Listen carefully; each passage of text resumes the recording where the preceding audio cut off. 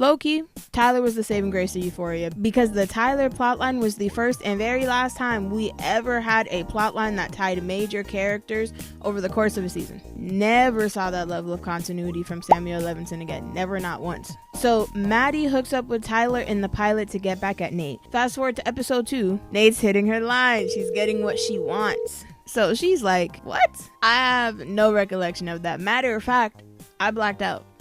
That's my homegirl, and I'm standing behind her because Nate Jacobs is mentally deranged. This man tracks Tyler down, stalks him, assaults him, and then proceeds to use Tyler's name as his alias when he starts talking to Jules. And what seems inconspicuous when it's first relayed to us, Jules hooking up with Nate's dad, becomes very much not so when we find out that that's Nate's dad. Oh, what the fuck? What the fuck is wrong with you? What the fuck is wrong with you? Pray for our girl. Rough times are ahead for her because the deranged white man is after her. Any semblance of vulnerability that we were getting from Nate through Tyler, oh, that's gone. Dead and gone. Once he gets Jules to send nudes, upon acquiring said nudes, he proceeds to blackmail her. Oh my God, bro. But first we gotta forward it back to Nate Jacobs' bedroom. He is not performing. He is not performing in said bedroom. Loser. Yeah. So him and Maddie get into a fight over it, and he puts his hands on her in a way he never did with that white girl, but hey, whatever. So when he's in the shower, she goes through his phone because he's been acting weird, and she finds pictures of male appendages, and honestly it makes a lot of sense. She's like, yeah.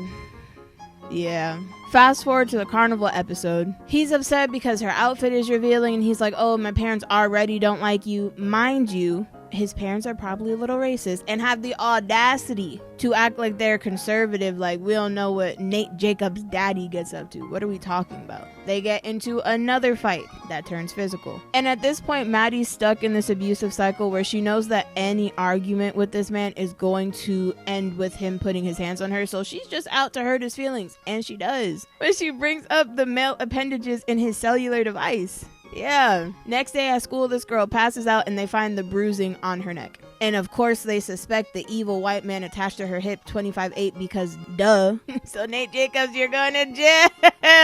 Oh, yeah. You're going to jail because her mommy presses charges. He doesn't really go to jail, but she does really press charges. So he's scheming in his room like, oh my God, bro, how am I going to get back on the football team like and be accepted within society? Ergo, blackmailing Jules. Full circle with it. So his villainous scheme is to blackmail her with the option of either making a false witness report on his behalf or being put on a sex offenders list for the crime of being a minor who sent nudes to another minor, being him. This man can rot in hell. Yeah. Because why would you do that? But she sure does walk straight into that police station come Halloween morning. She said, I can't go on the list, bruh. No. So we fast forward a little bit more. If my time is lining correctly, I don't respect the story enough to actually double check. However, I believe it's before the trials and tribulations of trying to pee while depressed that Rue puts all of this together in a manic state.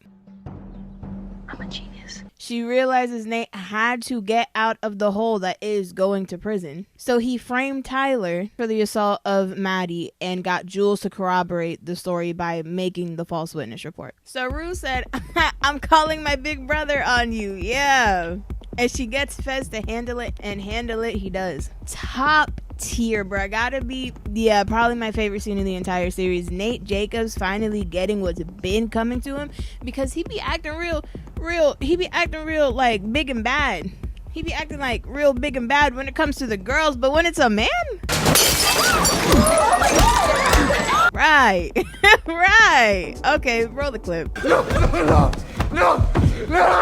But before his night ended in a way that made my day, he hooked up in the bathroom with Cassie. And that's the beginning of that treacherous storyline. However, somehow seeing this man bruised and bloody made this girl even more obsessive over him. Really, she's just a different flavor of mentally deranged. But notice how they're both... Right. And Fez doesn't count. Like, everybody knows he's light-skinned. Nate being concussed Now me personally, this is where I started to draw the line. I was like, okay, what the fuck are we watching? Nate, being concussed, starts fantasizing about getting this girl pregnant. Mind you, they hooked up one time. Cannot have been that good. The entire time he was with Maddie, we never, not once, heard him fantasizing about getting her pregnant. So I'm thoroughly convinced this was just another way for Samuel Levinson to get his sick fantasies off on our screens. Is this how you get your sick kicks? One time with Cassie, and now I'm forced at gunpoint to watch Sydney Sweeney act out with a prosthetic baby bump. Get this off my screen. So I rest my case. However loosely the Tyler storyline connects Nate, Rue, Maddie, Jules, Cassie, Fez over the course of a season, and the remnants of that helps to push forward one of the plot lines for the next season. Never saw that again. Never, not once.